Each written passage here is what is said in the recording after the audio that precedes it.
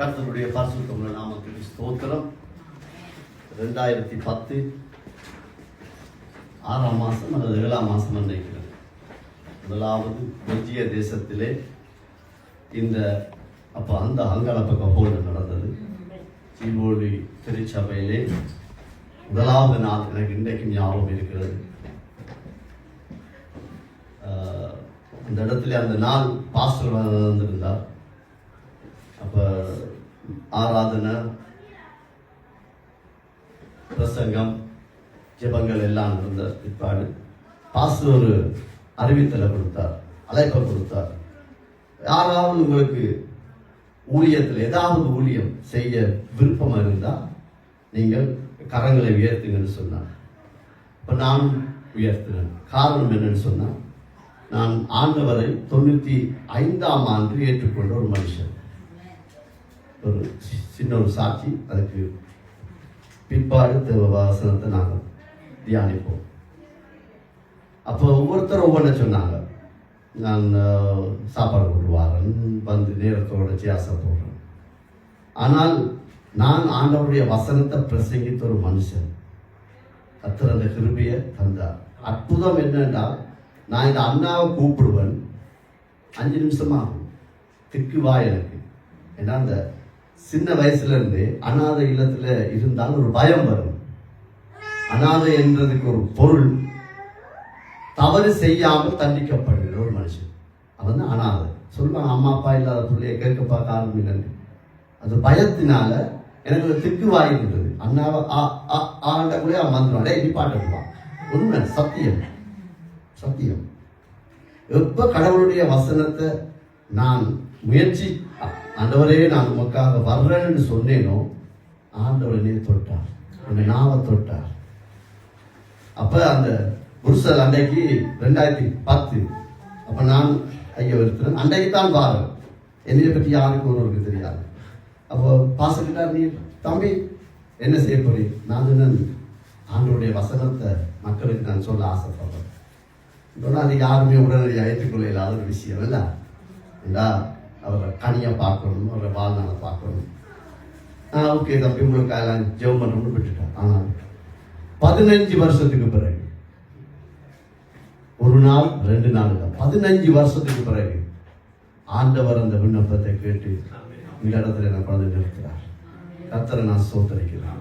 என் பலம் அல்ல, என்னுடைய முயற்சி அல்ல, என்னுடைய ஜெபம் அல்ல, என்னுடைய உபவாசம் அல்ல. அவர் அடிக்கடி நான் சொல்றது, எனக்கு பிச்சை போட்டிருக்காரு. கர்த்தர் பிச்சை போட்டிருக்காரு. அப்புறம் நல்ல ஒரு அப்பா இன்னைக்கு நாங்கள் ஆராதிக்க வந்த யாருமே நீங்கள் சாதாரணமாக நினைக்க கூடாது. 10 பேர் இந்தால நிற்கலாம், 2 பேர் இந்தால நிற்கலாம்.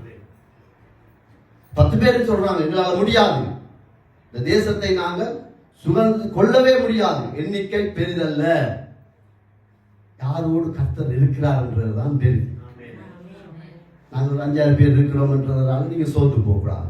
ஆனா ஆண்டவருக்கு மகிமை உண்டாகட்டும். நல்ல ஒரு ஆராதனை, செய்தியோடு ஒத்து போகக்கூடிய ஆராதனை. கர்த்தருக்கு ஸ்தோத்திரம். அவர் செய்தால் எல்லாம் சரியா செய்வார். அவரால் ஆகாத காரியம் இந்த உலகத்தில் ஒன்றுமே இல்லை. இன்னைக்கு நீங்க வந்த ஒவ்வொருத்தருக்கும் ஒவ்வொரு பிரச்சனை இருக்கலாம். மன அழுத்தத்துல வந்திருப்பீங்க, கேள்வியோட வந்திருப்பீங்க, ஏதாவது ஒரு காரியம் இருக்கும். ஆனால் கர்த்தர் சொல்லுகிறார், அவரால் எல்லாம் ஆகும். அடைக்கப்பட்டதை அவரால் திறக்க முடியும். ஒரு திக்கு வாயில கொண்டு பேச முடியுமானால் ஏன் உங்களை கொண்டு கர்த்தர் செய்ய முடியாது? கர்த்தர் நல்லவர். ஆமென். அதனால நாங்கள் ஒன்றுக்கும் பயப்பட தேவை. கொடுக்கப்பட்ட நேரம் எனக்கு 40 நிமிஷமா 40 நிமிஷம் ஸ்தோத்திரம். இன்னைக்கு நாங்கள் எடுத்து வாசிப்போம் 1 கொரிந்தியர் 1வது அதிகாரம் 18வது வசனம். போடுங்க.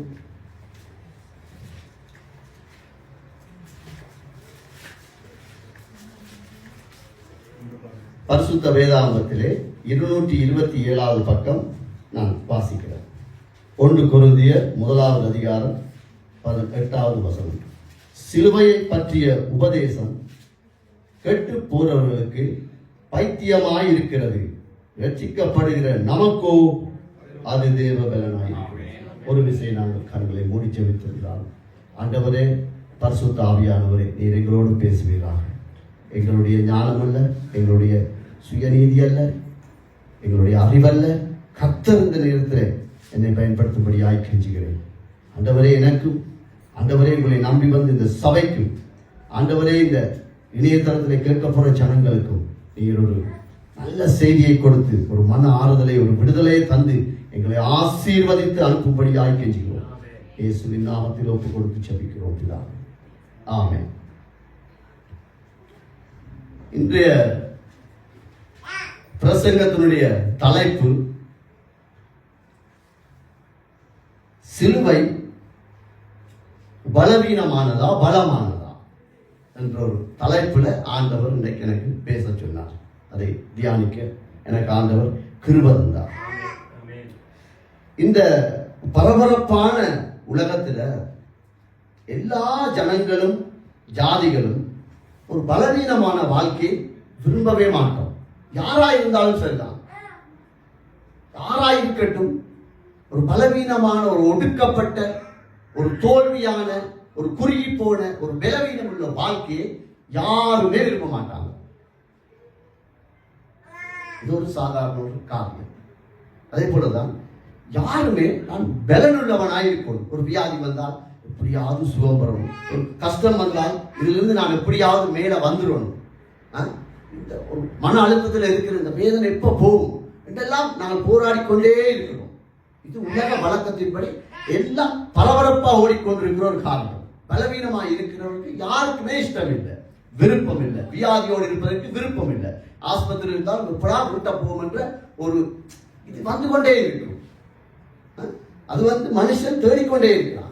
உதாரணமாக நாங்கள் ஒரு தேசத்தை எடுத்துக்கொள்வோம், தொழில் எடுத்துக்கொள்வோம், குடும்பத்தை எடுத்துக்கொள்வோம், சபையை எடுத்துக்கொள்வோம். யாரா இருந்தாலும் பலன் கொண்டதா இருக்கத்தான் விரும்புகிறோம். இன்றைக்கு அமெரிக்கா தேசத்தை எடுத்துக்கொண்டீங்க என்று சொன்னா, அந்த அமெரிக்கா தேசத்தினுடைய வல்லரசு, அந்த நாடண்ட அந்தஸ்தை தக்க வைக்க இன்றைக்கு டிவியில பாருங்க, அதை கூட்டுறாங்க, இதை கூட்டுறாங்க, எல்லாத்தையும் செய்து ஏதோ ஒரு காரியத்தை ஏன் செய்கிறார்கள் என்றால் அந்த தேசம் தன்னை பலப்படுத்த, தன்னுடைய பலவீனத்தை பலப்படுத்த, கூணி இருக்கிற முதுகை நிமிர்த்துவதற்கு தான் அவர்கள் போராடி கொண்டிருக்கிறார்கள்.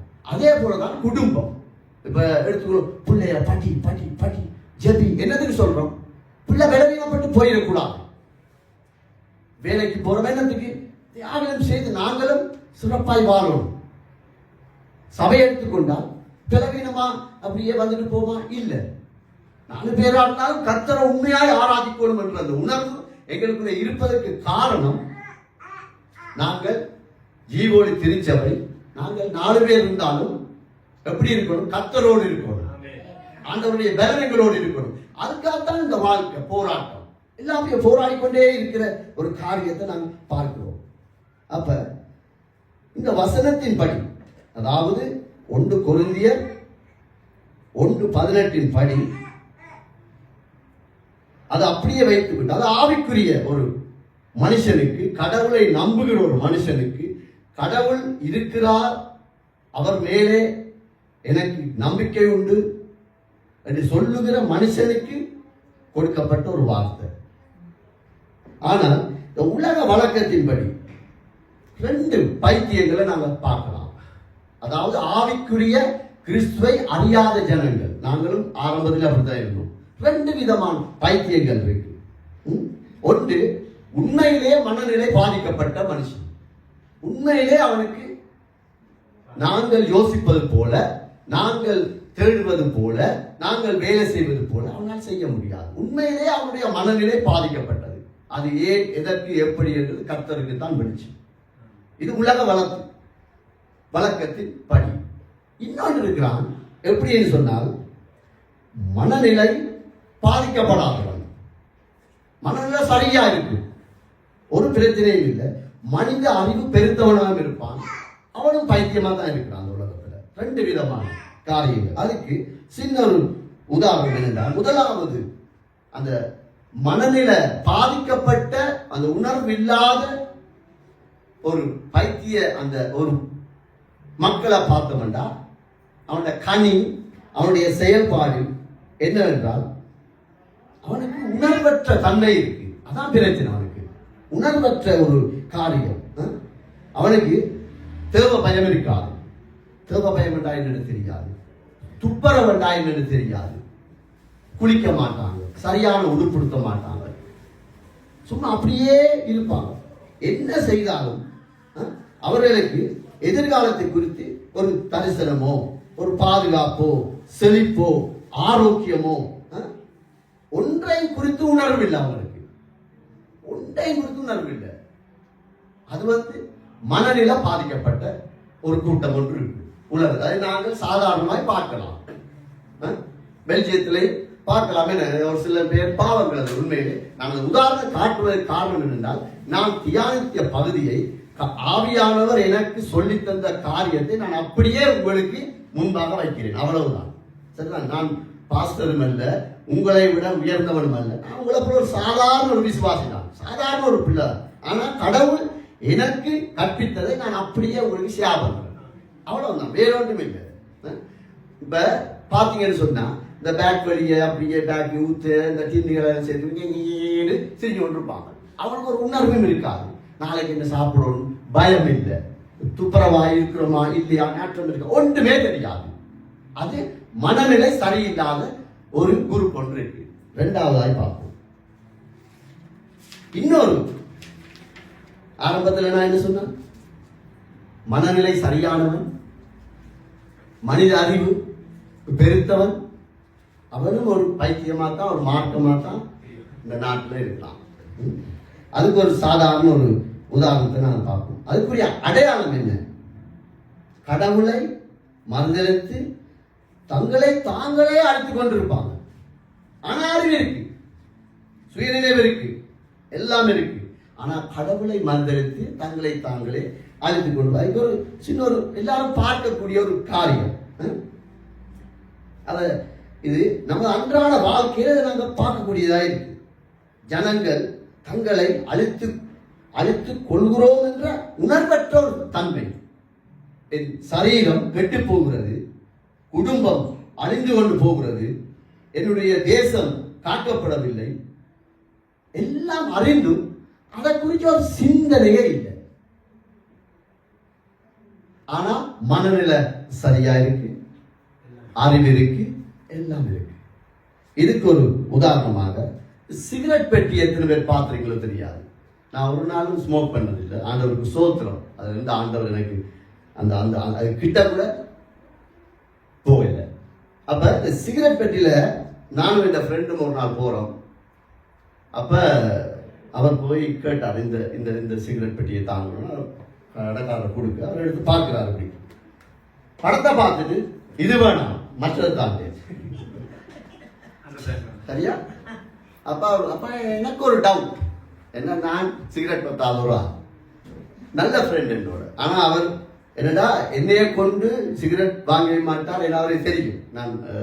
நான் அப்படி இப்படி கொஞ்சம் ஆண்டவருக்கு நெளிச்சு சுழிச்சு போனாலும், இது அந்த நேரத்துல நெளிச்சு சுழிச்சு போனாலும் இவன் கொஞ்சம் ஆண்டவருக்கு கொஞ்சம் பயந்த மனுஷன் அவன் தெரியும். அப்ப நான் என்னடா பயம் இது, ஏன் அதே பேர் அதே சிகரெட், ஏன் நீ அதை மாத்தினீர்கள்? இல்லைன்ன அதுல வாய் அழுகின மாதிரி ஒரு போட்டோ இருக்கு. உண்மை, வாயில புற்றுநோய் வந்தா அப்படி இருக்கும், அது இருக்கு. அப்புறம் இந்த இதுல என்ன இருக்கு, அது ஈரல் அழிகிற மாதிரி இருக்கு. அப்ப ஈரல் நான் பார்க்க இல்லை, அவன் அறிவை பாருங்க. உண்மையா இந்த ஈரலை உள்ளுக்குள்ள நான் பார்க்க இல்லை, ஆனா வாயை ஒவ்வொரு நாள் நான் பார்க்கிறேன். அதனால எனக்கு பயம், ஆனா குடிக்கிறேன். பாத்தீங்களா இது இதனுடைய காரணம் என்னன்னு சொன்னால், சிகரெட் பாருங்க, அந்த அதாவது ஸ்கூல்ல போய் எழுத்த வாசிக்க முடியாதவனுக்கு படத்தை போட்டு காட்டுறான், எச்சரிப்பு குடிச்சேன்னா உனக்கு இதாகும். ஸ்கூல்ல போய் இங்கிலீஷ் படிச்சவன் எல்லாம் படிச்சவனுக்கு எழுத்துல இருக்கு புகை பிடிப்பது. பாத்தீங்களா, இப்படி அந்த அறிவு இருக்கு, எல்லாம் இருக்கு. விசா இருக்கு, லோயர்ட்ட போறாங்க, எப்படி அப்ளை பண்ணலாம், இந்த கேஸை கொடுத்தா எப்படி நாங்க விசா எடுக்கலாம், இதை செய்யலாம், உழைக்கலாம், என்ன வீடு வாங்கலாம், எப்படி செய்யலாம், எல்லாம் இருக்கு. ஆனா இந்த சிகரெட் பெட்டியில படத்தை போட்டிருக்கான். இதுதான் இந்த ரெண்டாவது. அதே போலதான் சாராய போத்தல் எல்லா இடத்துலயும் இருக்கு. ஒரு காலத்துல நாங்களும் அப்படித்தான் இருந்தோம். ஆண்டவருக்கு ஸ்தோத்திரம். ஆண்டவர் எங்களை திருப்பி கொண்டார். இன்றைக்கு அந்த 6வது பகுதி, இயேசுவின் ரத்தம் இந்த பூமியிலே ஒரு துளி லெனினுக்காய் சிந்தப்பட்டபடியால் தான், உங்களுக்காக ஒவ்வொருவருக்காய் சிந்தப்பட்டபடியால் தான் இன்றைக்கு நான் நீங்க உயிரோடு இருக்கிறோம். அப்ப ஒரு சிலர் கேட்கலாம், அப்ப நாங்க என்ன செத்தா போயிட்டோம்? இல்ல, ஆத்துமா உயிரோடு இருக்கு. நாளைக்கு ஆண்டவர் வந்தாலும் எந்த பிள்ளை, என்ற சபை, எனக்காக நின்ற ஜனங்கள், அந்த ஒரு கிருபைகளுக்குள்ள இருக்கு.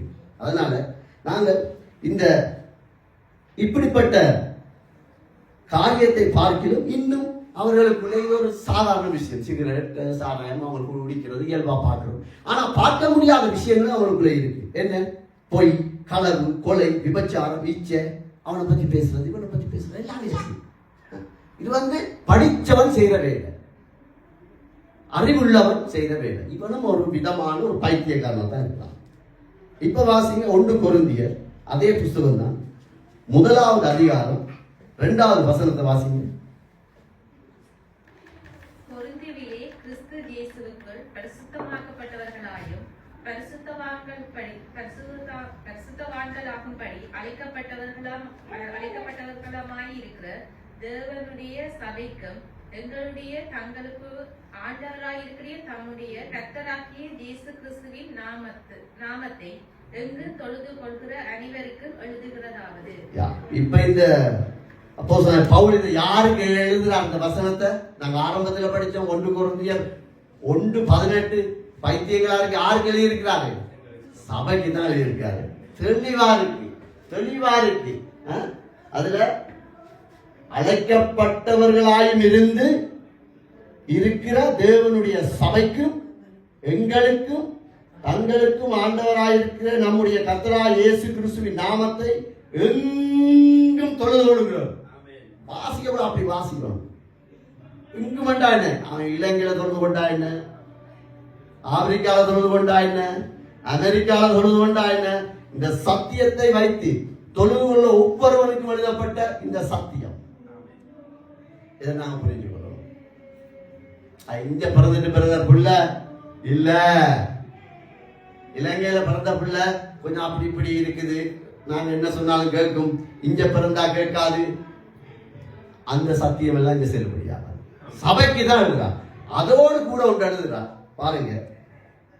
அதுல 1வது இந்த யாருக்கு எழுதப்பட்டனா எங்களுக்கு தான். சபைக்குள்ளே இருக்கும் 2 விதமான ஜனக்கூட்டம் இருக்கு. 2 பேர் இருக்கிறோம். 1வது சரீரத்தை கெடுக்கும் வழிகளை விட்டு வாழுகிறோம், ஆனால் ஆத்துமாவை நாங்கள் அழித்துக் கொண்டிருக்கிறோம். சரீரம் சரியா இருக்கு, நரைச்சா டையடிச்சாச்சு, அயன் பண்ணியாச்சு, உடுப்புடுத்தாச்சு, நேரத்துக்கு சாப்பிடுறோம், ஏதாவது நோக்கு அங்கே உடனே போறோம், டாக்டர்கிட்ட போறோம், வந்து அதை குளிசிய போறோம், எல்லாம் சரீரத்திலே மிகுந்த கவனமாக இருக்கிறோம். இது சபையை குறித்து ஆண்டவர் பேசுறார். ஆனால் அவனுடைய ஆத்மா அழிஞ்சு போறதை குறித்து அவனுக்கு எந்த கவலையும் இல்லை, எந்த கவலையும் இல்லை அவனுக்கு. அதான் அந்த 1வது பைத்தியம். ஆனா அந்த மேலே குறிப்பிட்ட அந்த அறிவு இருக்கிறவங்க, ஞானம் இருக்கிறவன், படித்தவன் செய்கிற பாவங்கள் இந்த குரூப்புகள் இருக்காது. விபச்சாரம் செய்ய மாட்டாங்க, குடிக்க மாட்டாங்க, வெறிக்க மாட்டாங்க, எல்லாம் செய்ய மாட்டாங்க. ஆனால் அவங்களுக்குள்ளே அந்த ஈச்சை, பெருமை, மனமேட்டிமை, பண ஆசை, பொருளாசை, மற்றவனை புரிச்சு எப்ப பார்த்தாலும் கோல் சொல்லுங்க, குறை சொல்லுங்க. 25 வருஷமா ரசிக்கப்பட்டிருக்க பக்கத்தில் இருக்கிற அம்மாவுக்கோ அக்காவுக்கோ அண்ணனுக்கோ கை கொடுக்கிறார். ஏன்? அவனுடைய ஆத்மா செத்து போயிருக்கு. சத்தியம். ஆனா சரீரம் பெர்ஃபெக்ட், எந்த பிரச்சனையும் இல்லை, ஆத்மா மறிச்சு போயிருக்கு. சபைக்குள்ளே இருக்கிற 1வது குரூப் இவர்களுக்கு சத்தியம் பைத்தியமா தோன்றுது. பேசி பாருங்க, கத்திக்கிட்டு இருப்பாங்க, சும்மா இயேசு ஆண்டவரே ஆண்டவர், அதை செய்யாத இதை செய்யாத அப்படி இப்படி அவங்கள நிறுத்துவாங்க. சத்தியத்தை ஏற்றுக்கொள்ள முடியாத ஒரு கூட்டம் இருக்கு. சத்தியத்தை ஏற்றுக்கொள்ளவே முடியாது அவர்களால். இரண்டாவது ஒரு கூட்டம் இருக்கு. சரீரத்தை பார்க்கிறோம், ஆத்மாவுக்கு முக்கியத்தை கொடுப்பாங்க. அவருடைய கனி என்னன்னா, அவர் எப்படி பார்க்கலாம்னா, தங்கள் பலவீனத்துல எல்லாரும் ஏசப்பாவை தவிர இந்த உலகத்துல பாவம் செய்தாலும் யாருமே இல்லை, பூர்ணப்பட்ட யாருமே இல்லை. விழுந்து விழுந்து பரிசுத்த வேதாந்தத்தை கூட செகண்ட் சான்ஸ் வாங்காத ஒரு ஊழியக்காரனை பார்க்கலாம். யாரா இருக்கட்டும், பவுலா இருக்கட்டும், தாவீதா இருக்கட்டும், யாராய் மோசையா இருக்கட்டும், விசுவாசத்தின் அப்பா ஆபிரகாமா இருக்கட்டும், செகண்ட் சான்ஸ் வாங்காத ஒரு ஊழியக்காரன், ஒரு தேவ பிள்ளை இல்லை. சரிதான். அப்ப இந்த வசனத்தின்படி நாங்க விழுந்துட்டோம், ஐயோ இந்த காரியத்துல நான் இச்சித்துட்டேன், இல்லாட்டி நான் இவரை குறிச்சு நான் பேசிட்டேன், இவரை மன்னிக்க இல்லாம இருக்கு, அப்படியெல்லாம் இருக்கும் போது அந்த சத்தியம் வெளிப்படும் போது, அது யூடியூப்ல ஒரு வார்த்தையா இருக்கலாம், ஒரு பாடலை கேட்கும் போது இருக்கலாம், இல்ல இந்த இடத்துல செய்திய கேட்கும் போது அந்த சத்தியத்துக்கு அவங்க ஒப்பு கொடுப்பாங்க. அது உணர்வு இல்ல பிள்ளை. ஏண்டா சரீரத்தை விட்டுட்டு ஆத்மாவை குறிச்சு அவன் மேன்மை பாராட்டுவான். ஆத்மா முக்கியம் அவனுக்கு. இது இரண்டாவது கூட்டம். நாங்க எந்த கூட்டத்தில் இருக்கோம்? அதான் இருக்கு. சரீரத்துக்கு முக்கியத்துவம் கொடுக்கிறோமா, ஆத்மாவுக்கு முக்கியத்துவம் கொடுக்கிறோமா? சரீரத்தை தேவ சத்தியத்தை தேவ பலனாக ஏற்றுக்கொள்வார்கள்.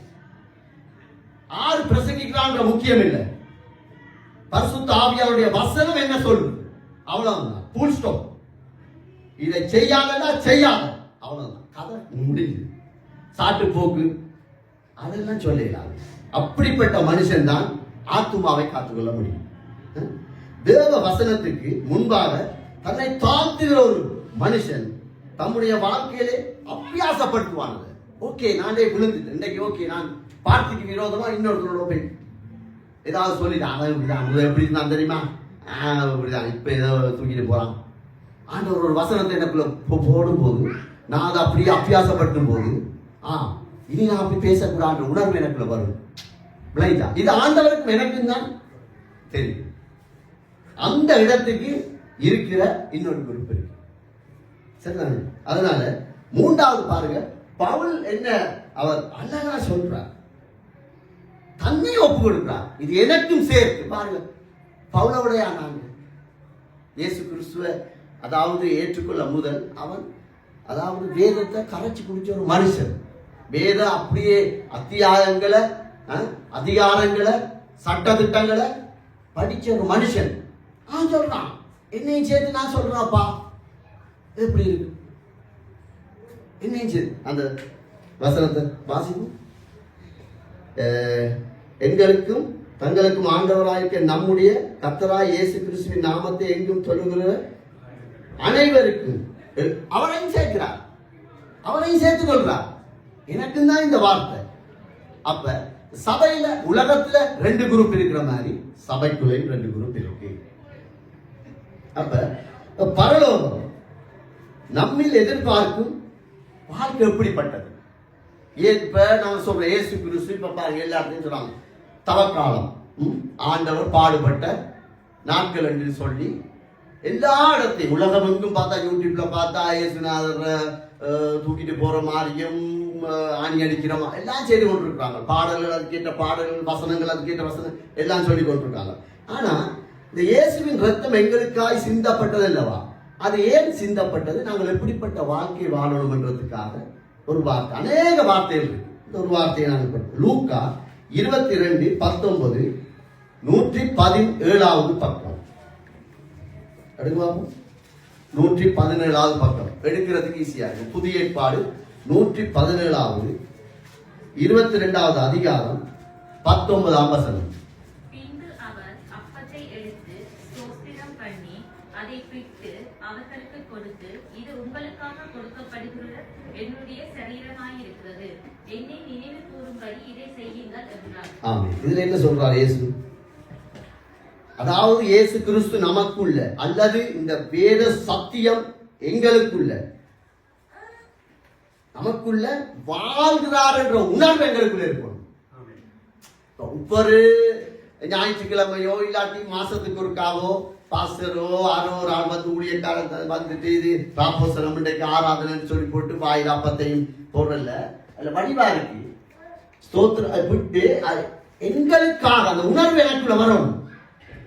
இயேசுவின் சரீரமும் இயேசுவின் ரத்தமும் எனக்குள்ள என் இருதயத்துக்குள்ள என் வாழ்க்கைக்குள்ள நான் வேலை செய்யற இடத்துல ஸ்கூல்ல வீட்டுல கணவன் மனைவிக்குள்ள சபைக்குள்ள வெளியால எங்கு சென்றாலும் இயேசு கிறிஸ்துவின் ரத்தம் சரீரம் எனக்குள்ள இருக்கின்ற நாங்கள் உறுதிப்படுத்தி வாழ்ற ஒரு வாழ்க்கை. அதுதான் வசனம். இயேசுவே தலை எங்களுக்கு, நாங்க அவரோட உறுப்பு. அதை நாங்க மறக்க கூடாது. எல்லாரும் பாஸ்டரா இருக்கலாம், எல்லாரும் ஒவ்வொரு ஊழியக்காரன் ஒவ்வொரு காரியத்துக்காக ஆண்டவர் ஒவ்வொரு காரியத்தை ஒவ்வொருவனை நியமித்து வைத்திருக்கிறார். சபைக்கு கிறிஸ்து தலையா இருக்கிறதுனா ஒருவேளை நீங்க இதுல யாராவது கையா இருக்கலாம், கண்ணா இருக்கலாம், வாயா இருக்கலாம், இருதயமா இருக்கலாம். நாங்கள் காண முடியாத டாக்டராலே கண்டுபிடிக்க முடியாத உறுப்புகள் இருக்கு.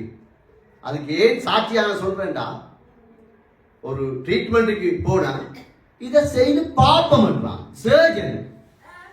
அப்பாயின்மெண்ட் வச்சது ஒரு ஸ்பெஷல் சர்ஜன். இதை செய்து பார்ப்போம் என்றா அவனுக்கு நம்பிக்கை இல்லை. அப்ப இதுக்குள்ள எங்கட உடம்புக்குள்ள எத்தனையோ உறுப்புகள் இருக்கு. அதெல்லாம் நாங்கள் இயேசு கிறிஸ்துவோட இணைக்கப்பட்டிருக்கோம். கையண்டை குழு இயேசுவின் நாமத்தினால, இது இயேசுவின் கை. இந்தா அம்மா, இத்தனை காலம் நான் உன்னோட இப்படி இருந்துட்டேன், ஐயா நான் உன்னோட இப்படி நான் தாழ்மையா போறேன். அதுக்காக இந்த வார்த்தை வேத வசனங்கள் யாவும் எச்சரிப்புக்காய் எழுதப்பட்டிருக்கிறது. தவக்காலம் உபவாசிக்கிறோம் நல்லது. ஆனா இந்த வசனத்துக்கு நாங்க ஒப்பு கொடுக்காட்டி என்னிடம் பிரயோஜனம் இல்லை. அதே போலதான் நம்முடைய வாழ்க்கையில இயேசுவை மாத்திரம் மேன்மைப்படுத்தணும். அதுல நாங்க தெளிவாகணும். என்ன நடந்தாலும் இயேசுதான் வழி, இயேசுதான் சத்தியம், இயேசுதான் ஜீவன். நான் என்ற நான் சொல்லும், நான் கட்டின வீடு, நான் தான் பிள்ளைகளை உருவாக்கி விட்டோம் பிரதர், நான் சபை ஆரம்பத்தில் உங்களுக்கு தெரியா பிரதர், சபைக்காக நான் எப்படி ஓடினாண்டு இல்லை. இயேசுவை மகிமைப்படுத்தி ஒரு வாழ்க்கை. அதான் இந்த வசனம். அதை ஆண்டவர் எதிர்பார்க்கிறார். பரலோகம் எங்களிடத்தில் எதிர்பார்க்குது. பரிசுத்த ஆவியானவர் எனக்குள்ள உங்களுக்கு எதிர்பார்க்கிறார். அவர் காசையோ காணிக்கையோ அதெல்லாம் இதுக்கு நானும் நீங்களே கீழ்படியாக்கி மற்ற எல்லாம் குப்பை. எவ்வளவு பாடலாம், எவ்வளவு பிரசங்கம் பண்ணலாம். இந்த வார்த்தைக்கு நானும் நீங்களும் தாழ்மையாய் கர்த்தருக்கு எங்களை ஒப்பு கொடுக்காவிட்டால் சத்தியம் சொல்லுது ஒன்றுமே இல்லை. அதனால இதுல நாம மிச்சம் கவனமா இருக்கோம். இப்ப எடுத்து வாசிங்க மத்தேயு 16வது அதிகாரம் 23வது வசனம் 24வது வசனம். மத்தேயு 16 23 24. அவரோ திரும்பி பேதுருவை பார்த்து, எனக்கு பின்னாக போ சாத்தானே, நீ எனக்கு இடலாய் இருக்கிறாய். தேவனுக்கு ஏற்றவைகளை சிந்தியாமலும் மனுஷருக்கு ஏற்றவைகளை சிந்திக்கிறாய் என்றார். ஆமென். இது 23வது வசனம். இந்த வார்த்தை என்ன சொல்லுது? பேதுருவை பார்த்து ஆண்டவர் சொல்றார், பிசாசு என்று சொல்றார். இப்ப நீங்க யாராவது என்னைய பார்த்து பிசாசு சொன்னா அப்படி இருக்கு. எனக்கு பாஸ்டர் இப்ப உங்களை ஆரையா பார்த்து நீ பிசாசு சொன்னா அப்படி இருக்கு உங்களுக்கு. அவர் ஏன் சொல்றார்? தேவ சித்தத்துக்கு விரோதமாய் யார் இருந்தாலும், ஊழியக்காரனா இருக்கலாம், குடும்ப தலைவனா இருக்கலாம், குடும்ப தலைவியா இருக்கலாம், மூப்பனா இருக்கலாம், மூப்பனா பஞ்சாயா யாரா இருக்கட்டும், தேவ சித்தத்துக்கு விரோதமாய் எவன் வந்தாலும் அவன் பிசாசு அல்லது அவனுக்குள்ள பிசாசு கிரியை செய்கிற உணர்வு எங்களுக்குள்ளே இருக்கும். அதுக்குதான் இந்த வசனம் என்ன போட்டு. அதுக்கு முந்தின வசனத்தை பார்த்தீங்கன்னா சொல்றான், உனக்கு எப்படிப்பட்ட ஆலப்பாணி பரலோகம் தான் அவனுக்கு இந்த ஞானத்தை தந்தது. அதிகாரத்தை நீங்க வீட்டை போய் எடுத்து வாசி பாருங்க. பரலோகம் தான் அவனுக்கு வெளிப்படுத்தியது. அடுத்த செகண்ட் ஏன் அவன் தேவ சித்தத்துக்கு தடையாய் இருக்கிறான். அவனுடைய வார்த்தை கடவுளுடைய வசனத்துக்கு விரோதமாய் கிரியை செய்கிறது. அவர் பாடுபட்டு மக்களை திருப்பிக் கொள்ளணும். அவன் தேவையில்லை நான் விட மாட்டேன் அப்படி இல்லை. தேவ சித்தத்துக்கு யார் ஏத்து நின்றாலும் அதை நாங்க கண்டுபிடிச்சிருவோம். முதலாவது அதை கண்டுபிடிக்காட்டி நாங்க பலவீனப்பட்டுருவோம். சரிதானே? வட்டிவா சொல்ற பிரதர், இங்க நோமல் பிரதர், அங்க நோமலுக்கு இல்ல, ஒன்றும் இல்ல. சத்தியம் சத்தியம் தான், சத்தியம் சத்தியம் தான். அதை மாற்றிடாது.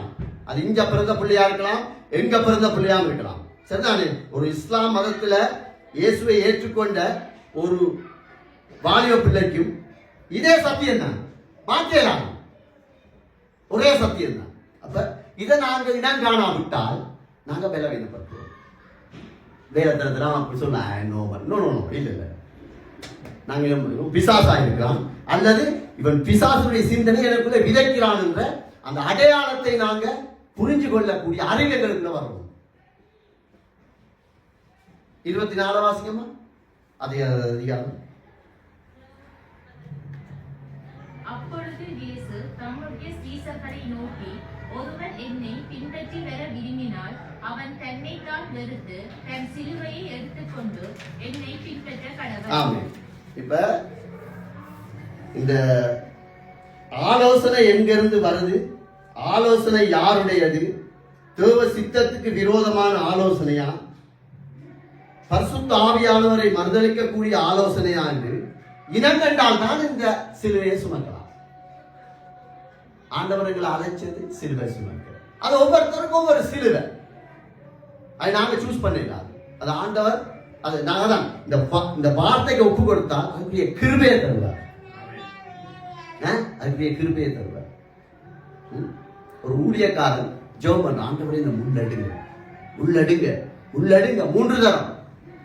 ஆண்டு சொல்ல இல்ல அது இருக்கட்டும் ஏன்னு சொன்னா, அந்த முள்ள அடுத்துன்னு சொன்னா நீ அற்புதம் செய்யறா, உயிரோட எழுப்புறா, எத்தனையோ பிரசங்கங்கள் எழுதி வச்சிருக்கா, உனக்குள்ள பெருமை வந்துடும். பெருமை வந்தா கர்த்தர் வந்து அவனுக்கு ஏத்து நின்றுவான், அவன் பிசாசாயிருவான். ஊழியக்காரனே அது இருக்கட்டும், அதை தாங்கிக்கணும். கிருபதான் வசனம் இருக்கு. வசனம் அதான் நாங்க வசனத்தை சாப்பிடணும். அதாவது வேதத்தின் மேல ஒரு பசி, ஒரு தானம் எங்களுக்குள்ள இருக்கணும். இல்லாட்டி கேட்கணும், தருவா.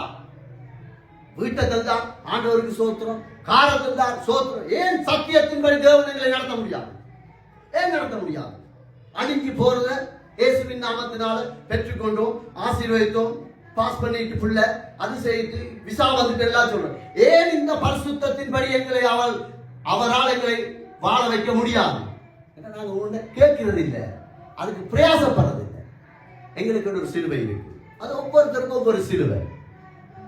நாங்க அந்த சிலுவையை பார்த்து நாங்க ஒரு நேரம் எந்த சிலுவை கொஞ்சம் சின்னனா இருக்கும், பார்த்துட்டு சொன்னா கொஞ்சம் பெருசா இருக்கும். நான் அப்ப இவர வாய்க்கு தான் அது அதான் சொல்றேன். ஒருவருக்கு ஒரு சிலுவை. இதான் பரலோகம் எங்களை நோக்கி பார்க்குது. இந்த பாடுகளின் நாட்கள், இயேசு கிறிஸ்து இந்த உலகத்தின் பாவங்களுக்காய் அடிக்கப்பட்ட, ரத்தம் சிந்தி இந்த ஜனங்களுக்காய் தன்னுடைய அன்பை கடைசி வரைக்கும் வெளிப்படுத்தின அந்த நல்ல அந்த பரிசுத்தம் உள்ள அப்பா எதிர்பார்க்கிறது இதைத்தான். உங்களுக்கு தந்த சிலுவை நீங்க சுமங்க, உங்களுக்கு தந்த நீங்க சுமங்க. கணவன் மாறி இருக்கலாம், மனைவி முறுமுறுப்பா இருக்கலாம், இந்த ஆண்டவரை உங்களால் மாற்ற முடியும். உங்களால் என்ன சொல்லுவான்? இது சரிவராத டிவோர்ஸ் கொடு. சத்துரு பிசாசு இன்றைக்கும் சபைகளில சரிதானே, யாரையும் குற்றப்படுத்தல. இந்த சபை மட்டும் இல்ல, எத்தனையோ சபைகள பாஸ்டர்மார் கூட டிவோர்ஸ் கொடுத்துட்டு ஊழியம் செய்து கொண்டிருக்கிறாங்க. கர்த்தருடைய வசனத்துக்கு அப்படியே நேர்முகமா ஏத்து நிற்கிறான். அவன் பிசாசா இருக்கிறான். ஆனா ஜனங்கள் அவனை நம்புது, அவனிடத்துல போகுது, தலையை கொடுக்குது, காணிக்க போடுது, எல்லாம் செய்யுது. ஏன்? அவனுக்குள்ள அந்த உணர்வு இல்லை. அந்த உணர்வு இல்லை இருந்தா நாங்க என்ன செய்வோம்? கண்டுபிடிச்சிருவோம். பரிசுத்தா இங்க பார், அங்க பார், அங்க பார், அது பிள்ளையா நடக்குது, இதுக்கு நீ போகாத, அவர் தடுத்து நிறுத்துவார். ஆண்டவர் தான் சொல்றார், அவருக்கு சித்தமானால் கூட்டை கலைத்து தேவ சித்தத்துக்கு விரோதமாய் நான் இருப்பேன் என்று சொன்னார். உதாரணத்துக்கு சரிதானே, வேதத்தில் இல்லாத ஒரு காரியத்தை உங்களுக்கு நான் கொண்டு விதைக்கிறேன், இப்படித்தான். ஆனா நீங்கள் பரிசுத்தாவியானவரோடு, ஆண்டவரே இந்த சிலுவையை நான் உம்மோடு உண்மையாய் சுமக்கட்டும், தேவ சித்தத்தின்படி மாத்திரம் நான் வாழட்டும் என்று நீங்க அழுது புலம்புவீங்களா இருந்தா கூட்ட கலைச்சிடுவார். ஆண்டவர் எடுத்துடுவார். நீ போதா, அவரால் எல்லாமே உண்மையாதா கர்த்தர் செய்வார். அதனால அந்த உணர்வு எங்களுக்குள்ளே இருக்கும். அதுல நாங்கள் முக்கியமா இருக்கணும். இப்படி நாங்க வாழும் போது அல்லது வாழ முயற்சிக்கும் போது, அதாவது தேவன் எங்களால முடியல, ஓகே எனக்கு இந்த போத்துல தூக்கிடாது, சரிதானே, இப்போ ஓகே இது இருக்குது தூக்கிடாது, ஏன்னா நான் பாவமாய் என் கை பாவமாய் இருக்கு, இந்த பரிசுத்தத்தை என்னால தூக்கிடாம இருக்கு, கிட்ட போகலாம் தூக்கிடாது. அப்ப நான் என்ன செய்யணும்? ஆண்டவரே கிருபைதான், வேதத்தில் இருக்கு தானே, என்ன விபச்சாரம் செய்து கொலை செய்து பட்டவனே ஆண்டவன் அவன் சொல்றான், ஆண்டவரே இந்த ஆடுகள் என்ன செய்யறது, என்னை அடியும், உடனே வாதை நின்றது. ஆண்டவர் அப்படிப்பட்ட ஆண்டு, நல்ல ஒரு அப்பா, எங்களுக்கு நல்ல ஒரு அப்பா, தி பெஸ்ட். அவரை போல இந்த உலகத்தில் நல்ல ஒரு தெய்வம் எங்களுக்கு இனிமேல் வராது. அப்ப அவர்கிட்ட நான் என்ன செய்யணும்? இனிய தாழ்த்தணும், ஆண்டவரே நான் பிள்ளை விட்டுட்டேன், நான் இந்த காரியத்துல பிள்ளைதான், எங்களை மன்னிங்க, நான் அந்த பாவத்தை எனக்குள்ள ஏற்றுக்கொள்ளணும். முதலாவது ஏற்றுக்கொண்டால் தூக்கியாச்சு. இதுதான் கிறிஸ்தவ, இதைத்தான் ஆண்டவரை பாருங்க, இதுதான் சிலுவையை தூக்குறது. சரி, நான் உண்மையிலே சிலுவையை நான் சுமப்பேனானா, மனைவி எனக்கு விரோதமா என்ன சொன்னாலும், யார் எனக்கு என்ன சொன்னாலும், நான் சத்தியம் விட்டு வேதத்தை விட்டு நான் விலக மாட்டேன். காரணம் என்ன? பரிசுத்த ஆவியானவர் விட மாட்டார், அவர் கடைசி வரை விட மாட்டார். அவர் என் முகத்தை நோக்கி பார்க்கிறவனை வெட்க முடிய செய்ய மாட்டார். எங்கேயாவது இருக்கா என் முகத்தை நோக்கி பார்க்கிறவனை நான் வாளாக்காமல் தலையாப்பில் இருக்கா, விசாதர்வன் இருக்கா, வீடு தருவன் இருக்கா? இல்ல. வெட்கமண்டா என்ன? நீ பரிசுத்த குலைச்சல் அடைந்து, ஐயோ நான் பிசாசுக்கு ஏதுவானாய் மாறிவிட்டேன் அந்த குற்ற உணர்வு, பாவ உணர்வு எங்களுக்குள்ள வராதபடிக்கு அந்த பரிசுத்தமைகளை காத்துக்கொண்டே நடக்கும். அது நாங்கள் புரிந்து கொள்ளும். இப்ப இப்படி நாங்க வாழும் போது என்ன நடக்கும்? வேதத்தின்படி எப்படியும் காரசாரமா இல்ல, இந்த வசனத்தில் நான் கீழ்ப்படியத்தான் போடும், சரிதானே? கடுமையான சத்தியமா இருந்தாலும் தேவ சித்தத்துக்கு தான் நான் வாழணும் என்று எதிர்பார்க்கக்குள்ள என்ன நடக்கும் என்றதை நாங்கள் இப்ப வாசிப்போம். யோவான் 6வது அதிகாரத்தை எடுத்துக்கொள்ளுங்க, 134வது பக்கம்.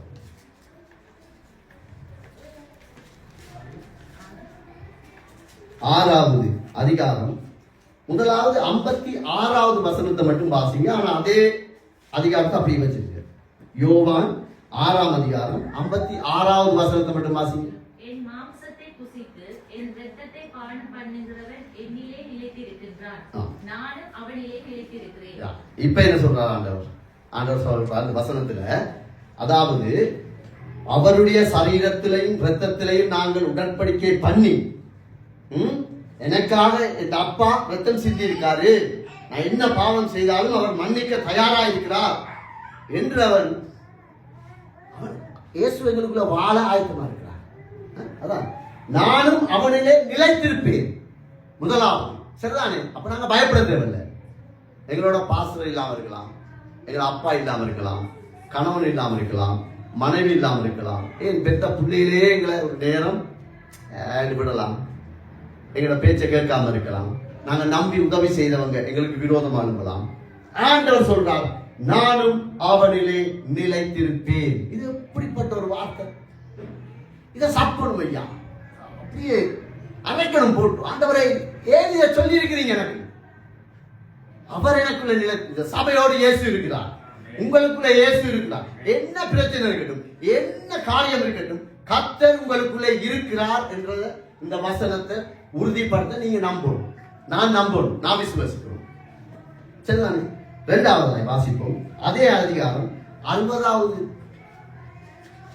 வசனத்தை வாசிங்க. அதே அதிகாரம். அவருடைய சீசரை அநேகர் இவைகளை கேட்ட பொழுது, இது கடினமான உபதேசம், யார் இதை கேட்பார்கள் என்றார்கள். இப்ப இந்த அதிகாரத்தை நீங்க வீட்டை போய் வாசிங்க. அவர் சொல்றார், என் மாம்சத்தையும் என் இரத்தத்தையும் நீங்கள் புசித்து பானம் பண்ணட்டும் என்று ஆண்டவர் சொல்றார். அது ஆவிக்குரிய சத்தியம். இதை நேரடியா கேட்டவன் சொல்றான், என்ன இது கொஞ்சம் கடினமான உபதேசமா இருக்கே, இது கொஞ்சம் ஏற்றுக்கொள்ள இல்ல. என்ன ஏற்றுக்கொள்ற? என்ன செய்யறான்டா? இதை கேட்பா, கடினமான உபதேசம், யார் இதை கேட்பார்கள்? இதை கேட்கவே இல்லை.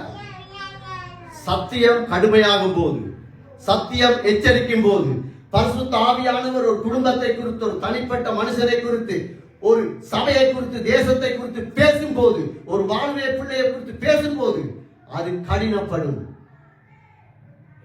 ஏண்டா தேவ சித்தத்துக்கு அந்த சபை, அந்த குடும்பம், அந்த வாழ்வு பிள்ளை, அந்த ஊழியக்காரன் இல்ல. அதனால கடினமா இருக்கு. இப்ப வாசிங்க 66வது வசனத்தை வாசிங்க. அதே அதிகாரம்.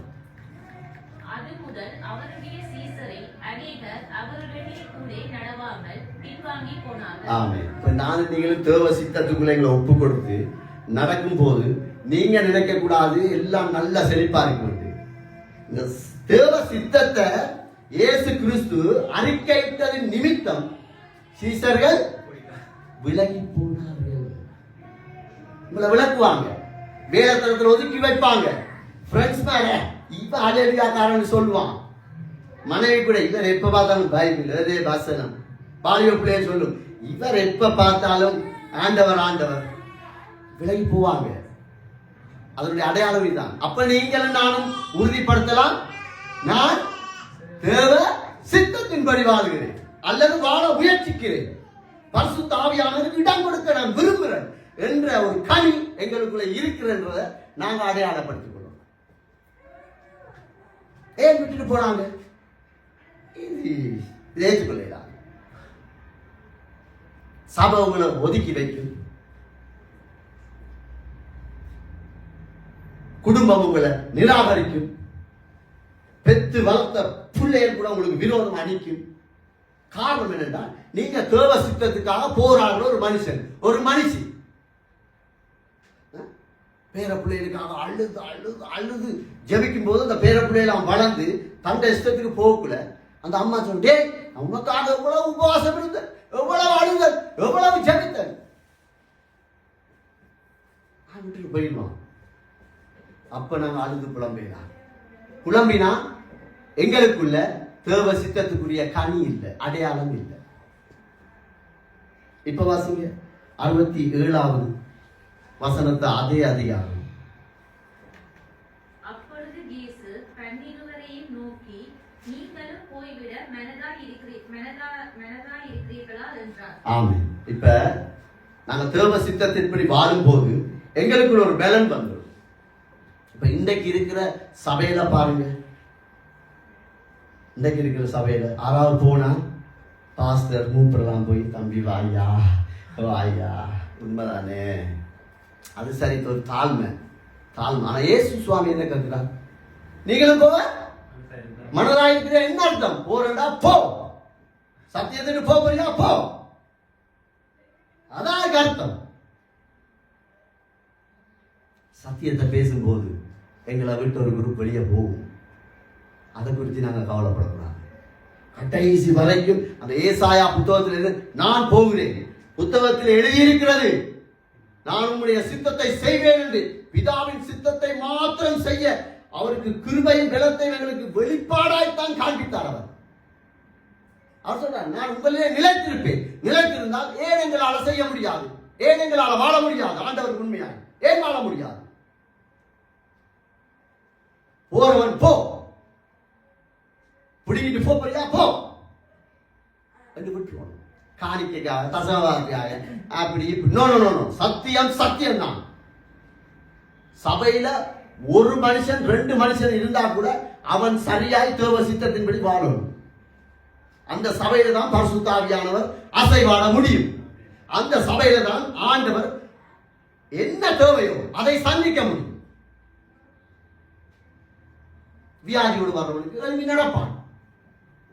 இந்தியாவில் ஒரு உண்மையான ஒரு சம்பவம், ஒரு அநாதை இல்லத்துல அந்த சமையல் செய்யற அவங்களோட அம்மாவோ ஆரோ நெருங்கியோரால் திடீரென்று மறைச்சு போயிட்டு, அப்ப அந்த ஹோம்ல இருக்கிற ஊழியக்காரன் சொல்றாங்க, கட்டாயம் போகணும், என் அம்மா மறைச்சிட்டான்.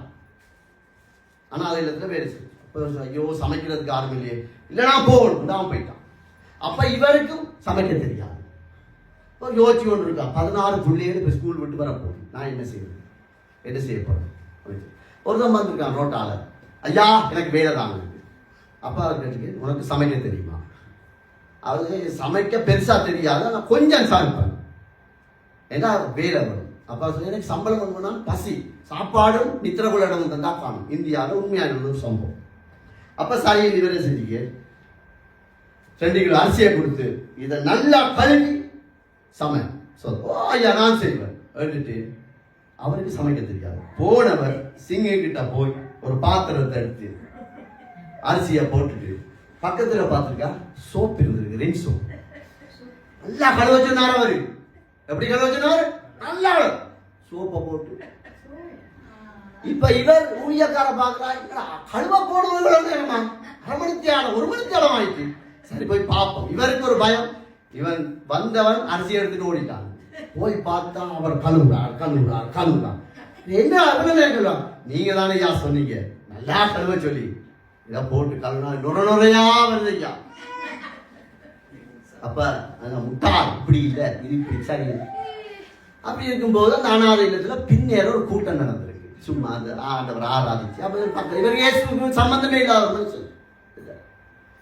இயேசுவின் நாமத்தினால எல்லாம் ஜெபிக்கிறாங்க. இயேசுவின் நாமத்தினால நல்ல சந்தோஷமா இருக்கிறாங்க. என்னடா இயேசுவின் நாமம்? அப்ப இவர் என்ன மந்திரம் போல இருக்கு. இயேசுவின் நாமம், இயேசுவின் நாமம். அப்ப ஒரு ஞாயிற்றுக்கிழமை ஒரு ஓய்வா இருக்கும் போது பக்கத்துல ஒரு ஆஸ்பத்திரி, அது டிவி வாட். அப்ப இவர் இயேசுவின் நாமத்தினால சொல்றாங்க. கையை வச்சோன்னு எல்லாம் அற்புதம் நடக்குது. நானும் இந்த மந்திரத்திற்காக ட்ரை பண்ணுவோம்.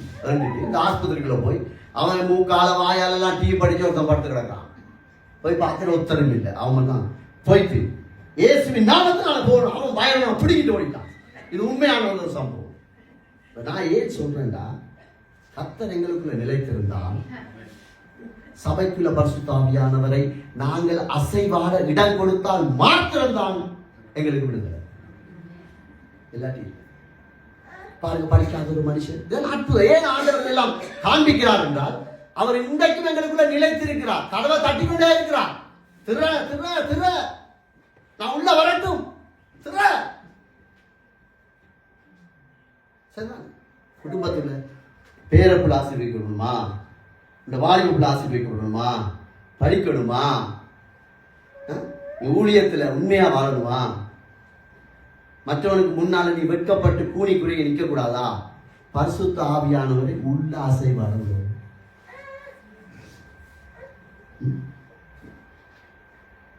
இந்த தேவனிடத்தில் நன்மை பெற்ற அல்லது தேவ மகிமைக்காய் சாட்சி சொன்ன சீசர்கள் இன்றைக்கு நான் அன்றைக்கு வரும்போது இந்த சபையில குறைஞ்சது 25 பேர் இருந்திருப்பாங்க.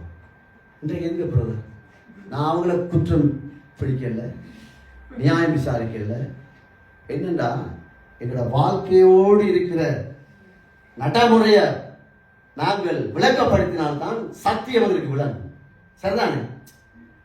எலியாவையும் காகத்தையும் நான் சொல்லி போட்டு போகலாம். ஆனா இந்த சபைக்குள்ள நடந்த ஒரு அற்புதத்தை சொல்லும் போது நீங்க இன்னும் பலன் கொள்வீங்க இல்லையா? ரேனாட் பூங்கே வந்தா, வெள்ளிக்கிழமையா வந்தா, அற்புதம் நடந்தது. ஓகே, ஏற்றுக்கொள்ளும். இந்த இயேசுவை தெரியாத டிவி வாட்டுக்குள்ள போய் இயேசுவின் வெளியே போகணும், வெளியே போயிட்டான். அதுக்காகத்தான் நான் மற்ற இந்த சபையை ஆணை விட்டு சொல்ல, இன்றைக்கு இந்த சாட்சி சொன்னவங்க ஆண்டவரிடத்துல நன்மை பெற்றவங்க ஏன் பின்மாற்றமாய் போனார்கள்? ஏன்? ஒன்று, சத்தியம் கடுமையாயிருந்தது. சரிதானே? கீழ்ப்படிக்க முடியல. சரிதானே? வேதம் தாழ்மை உள்ளவனுக்கோ கிருபை. தம்பிக்கு வாங்க,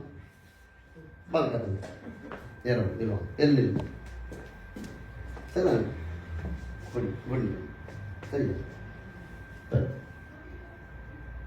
பெருமை உள்ளவனுக்கு ஆண்டவர் எப்படி நிற்கிறார்?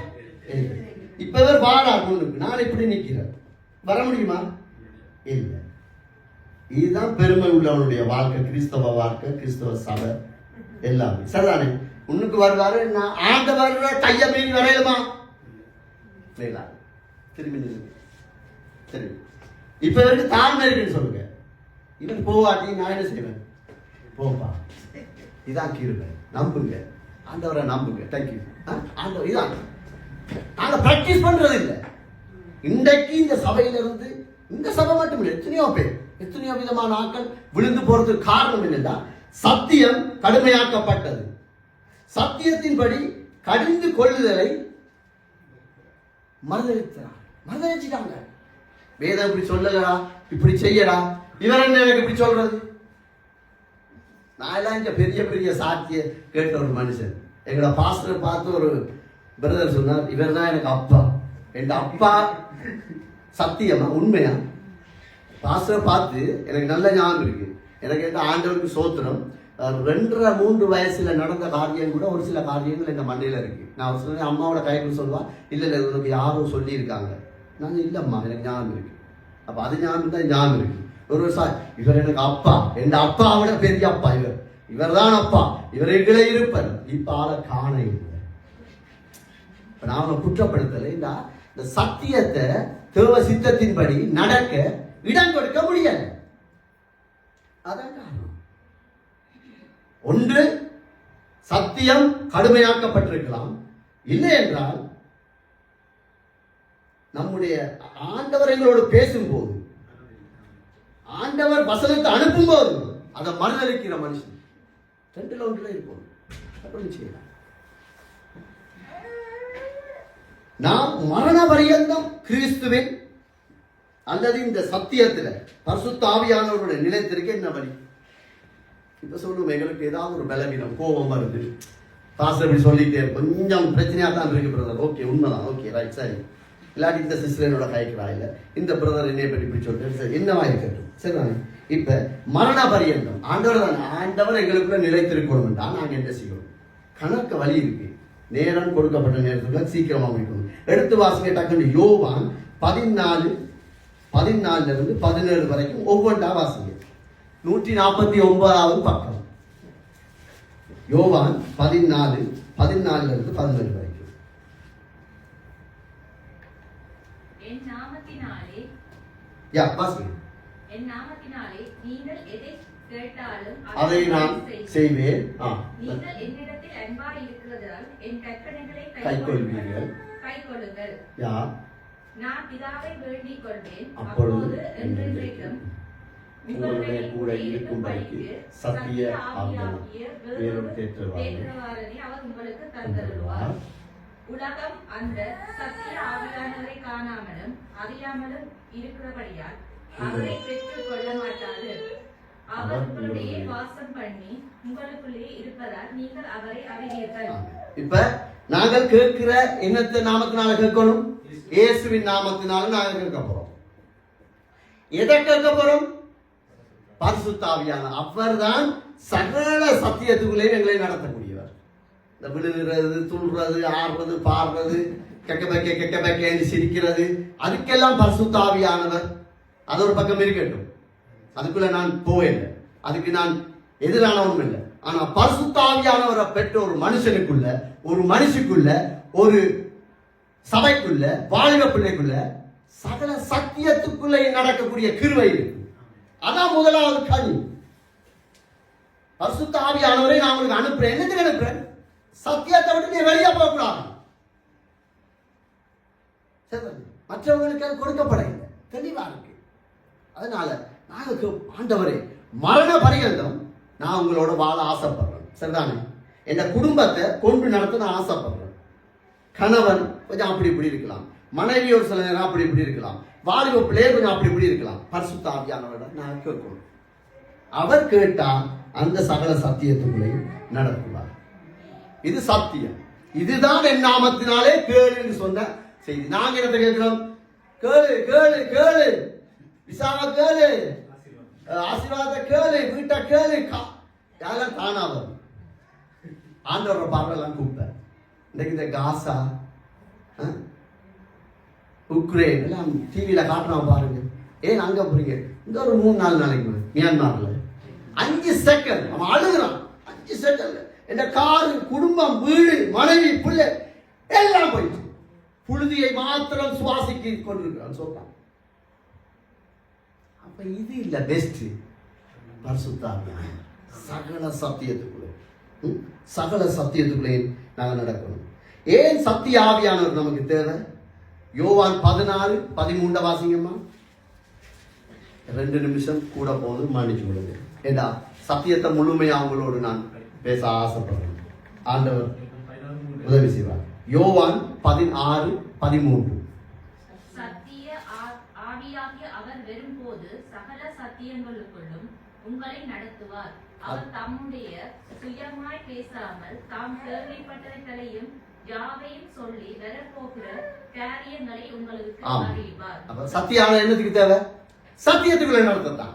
நான் இவ்வளவு நாளும் இந்த பலவீனத்துல விட்டு கொடுக்கல, கோபத்துல இருந்துட்டேன், இந்த இச்சையில இருந்துட்டேன், இந்த பாவத்தில் இருந்துட்டேன், வேதம் வாசிக்க இயலாது, ஜெபிக்க முடியாது, உதவி செய்ய இயலாம் மற்றவனுக்காக, மற்றவனை பற்றி கோல் சொல்லிக் கொண்டிருக்கோம், குறை சொல்லிக் இன்றைக்கு நாங்க அவரை கேட்போம். கேட்டா சத்தியத்துக்குள்ள எங்களுக்குரிய வழியை ஆண்டவர் ஆயத்தப்படுத்துவார். எங்களுக்குரிய சிலுவையை சுமக்க கர்த்தர்களும் தருவார். அதுக்கு இந்த சத்திய ஆவியானவர் சொல்லும். சரிதானே? சத்தியத்தை மறுதலிக்காக வாழணும். நாங்கள் எப்படியா? மத்தேயு 10வது அதிகாரத்தை எடுங்க சீக்கிரம்.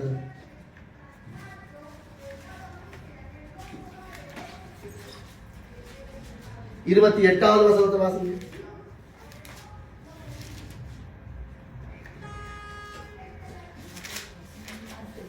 மத்தேயு 10வது அதிகாரம் 28வது வசனம். இங்கே நிற்கிறவர்கள் சிலர் இல்ல, ஆத்துமாவை கொல்ல வல்லவர்களாயிராமல் சரீரத்தை மாத்திரம் கொல்ல வல்லவருக்கு நீங்கள் பயப்பட வேண்டாம். ஆத்துமாவையும் சரீரத்தையும் நரகத்திலே அழிக்க வல்லவருக்கே பயப்பட வேண்டாம். சத்தியம் இதுதான். நாங்க ஆண்டவருடைய வழியிலே நடக்கிறதுக்கு எவ்வளவு பெரிய ஒரு சத்தியத்தை தெரிவிச்சுக்க.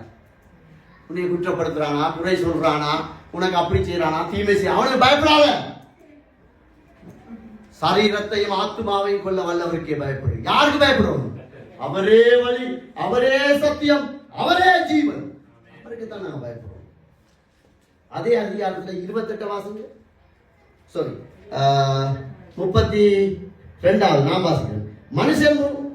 மனுஷர் முன்பாக என்னை அறிக்கை பண்ணுகிறவன் எவனோ அவனை நானும் பரலோகத்தில் இருக்கிற பிதாவின் முன்னால் அறிக்கை பண்ணுவேன். எவ்வளவு பெரிய சலாக்கியம்! இன்றைக்கு பாஸ்டர் என்னை கனப்படுத்தல, பிரதர் என்னை கனப்படுத்தல, சிஸ்டர் எனக்கு கோப்பி கையில தரல, ரோலை கொண்டு வந்தா என்னைய கலந்து இன்னொரு அக்காட்ட போயிட்டா. இதெல்லாம் கூட யார் கனப்படுத்தணும்? இயேசு கனப்படுத்தணும். இயேசு அவர் கனப்படுத்தினால் போதும். அந்த நிலைக்கு நாங்க வர்றதுக்கு இந்த ஆவியானவர் தேவை. இந்த இதான் தேவை. வாசிக்க அதே அதிகாரத்துல 34வது வசனத்தை வாசிங்க. பூமியின் மேல் சமாதானத்தை அனுப்ப வந்தேன் என்று எண்ணாதிருங்கள்.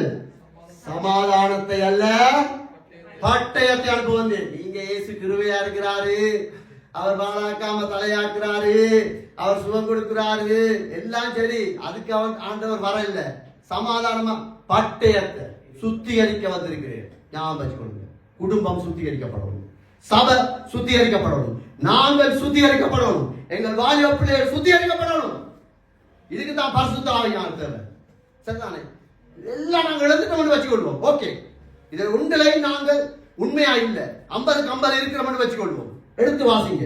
எரேமியா 4:1. கடைசியாய் நான் முடிக்க போகிறேன். 878வது பக்கம். சீக்கிரமா இருக்கு. 878வது பக்கம், பழைய ஏற்பாடு, எரேமியா 4:1.